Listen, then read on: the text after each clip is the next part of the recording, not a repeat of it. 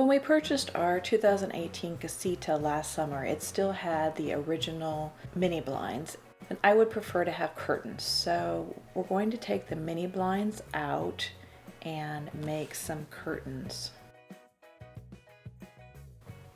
These brackets are easily removed with a Phillips screwdriver. Then we're replacing the screw that held the brackets on.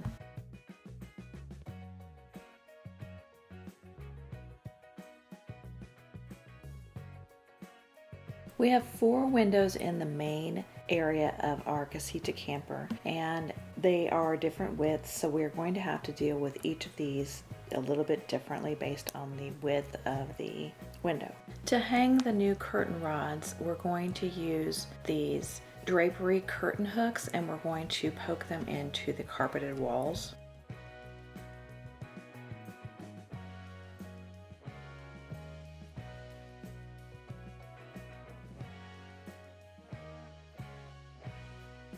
First, let's work on the curtain rods for the 2 back side windows.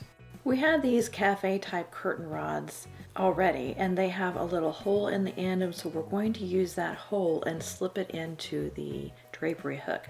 These curtain rods are only wide enough for the narrower windows. Then we were able to just slip the holes on the ends of the curtain rods into the wire on the drapery hook.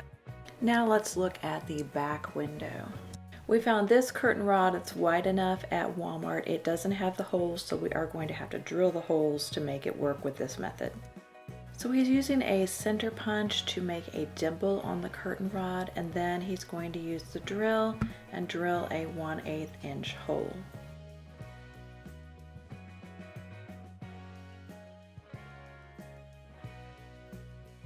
And then we hung that curtain rod by slipping the holes over the drapery hook.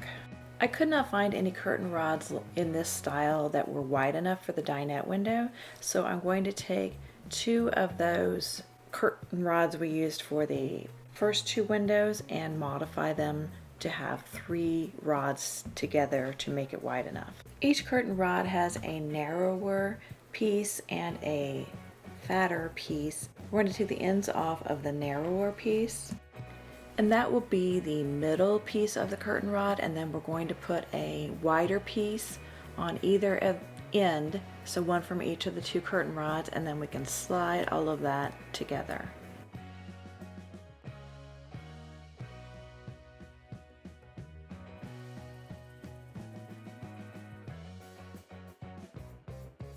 So I bought 6 yards of this fabric. It is a Hinderglass fabric. I am hoping that after I get done with the curtains, there will be some left where I can use it for other things, maybe make some hot pads or other things. But if you have a fabric that is directional, that has to go a certain direction, you might need more fabric than I needed. My fabric, it's pretty forgiving. It can go any direction, so that's how much I needed for my project. And then I also bought this blackout liner. It's 54 inches wide, so I didn't have to get as much of it. I got 2 3/4 yards of it. And then I have this yellow, I think I'm going to use for tiebacks. I might choose a different fabric. I haven't decided for sure yet, but I want to use something yellow. I want to accent the yellow and then have some yellow accents in the camper as well as the blue. So the first thing I'm going to do is the 2 side windows above the back dinette or the bed area.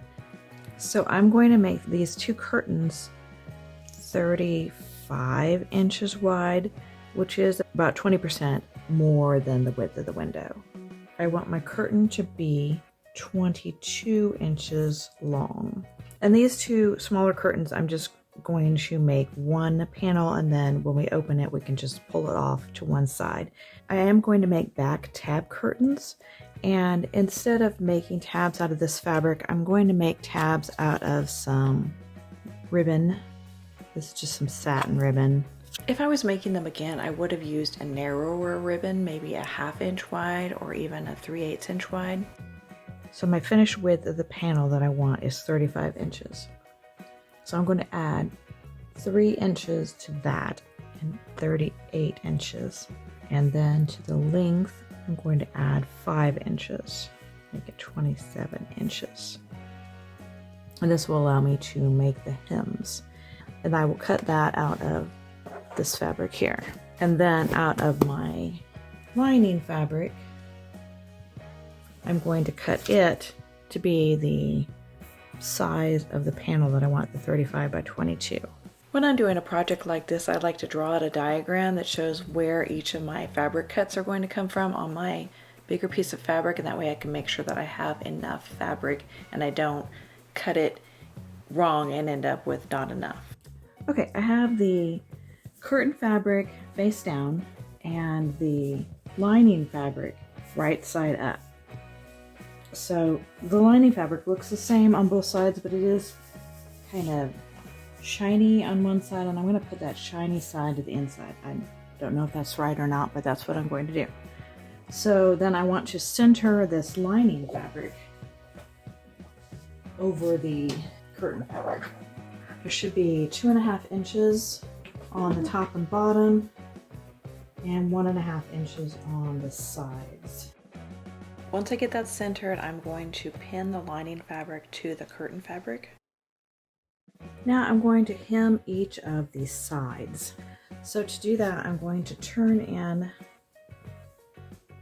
my fabric, fold it over halfway and press it, and then I'm going to fold it over the rest of the way so that it folds right there on the edge, and then I'll press it and then I will repin.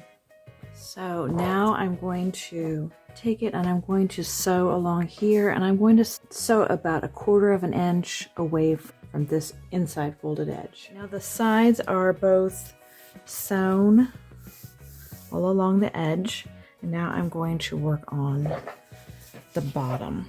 So I'm going to fold up the bottom 3/4 inch and press it all the way across, and then I'm going to fold up the rest of the way so that it's right on the edge of the fabric there, of the lining, and press that and pin it.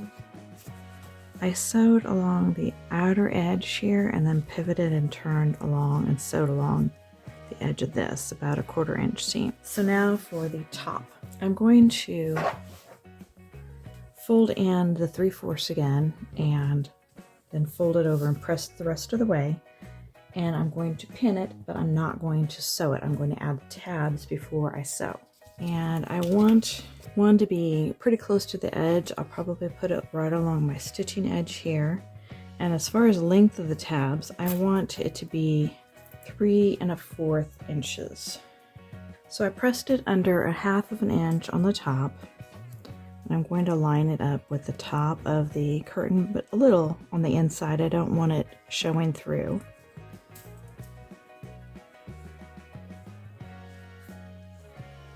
And then on the bottom side here, I'm going to just fold it under.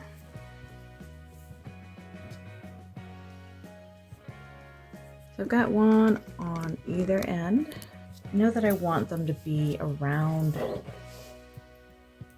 2.5 to 3 inches apart. So I'm just going to start spacing them. Not pinning them, I'm just spacing them to see. I want to make sure I get the spacing fairly even.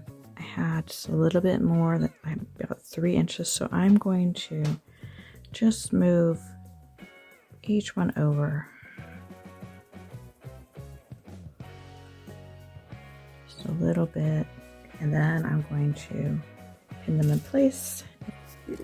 Now I have them all pinned on. I do have 1, 2, 3, 4, 9 tabs. So now I'm going to sew all the way around the edge with a 1/4 inch seam. And that will sew my tabs on and sew this top hem in place. So I sewed all around the edges, and now it is ready to take to the camper and hang. So now I'm just going to slide my curtain rod through the tabs.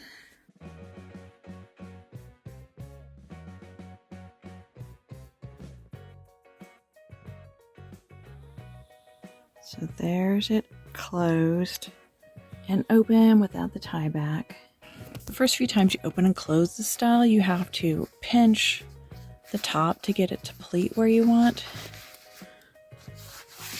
After you've used them a while, they will remember where they're supposed to pleat and be really easy to open and close.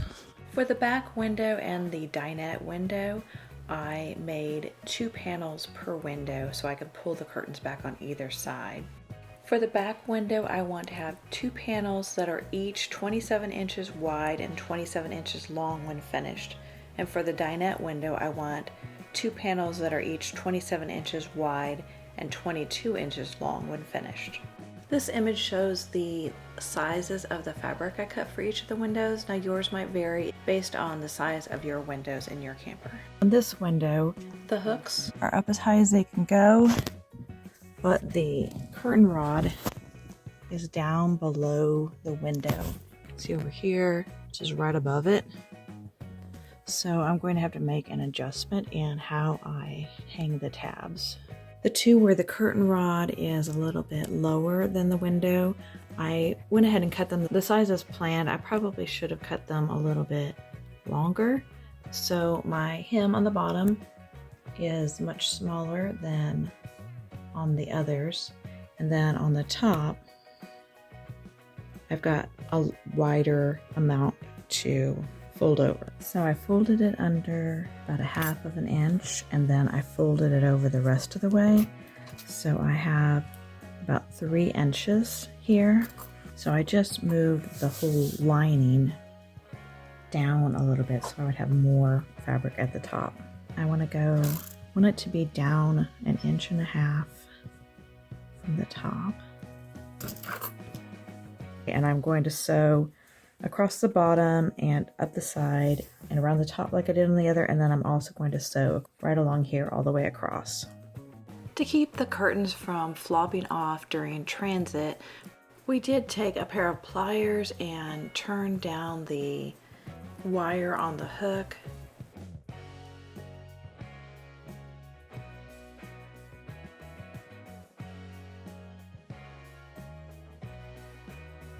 For the tiebacks, I have cut pieces of this yellow fabric 5 inches wide and about 14 inches long, and 1 for each curtain. So I'm going to press it in half like this lengthwise. So I'm going to fold each of the sides in to meet there in the middle of that fold, and I will press that. And now I want to turn in the ends. So I'm going to press it down about 1/2 inch on either end. So then I'm going to make sure it's even at the ends here, and I'm going to pin it so the edges, the folded edges match up on the long side here. Now I need to sew a 1/4 inch seam all the way around. So I've sewed all the way around. Then I made a buttonhole at each end of each tieback.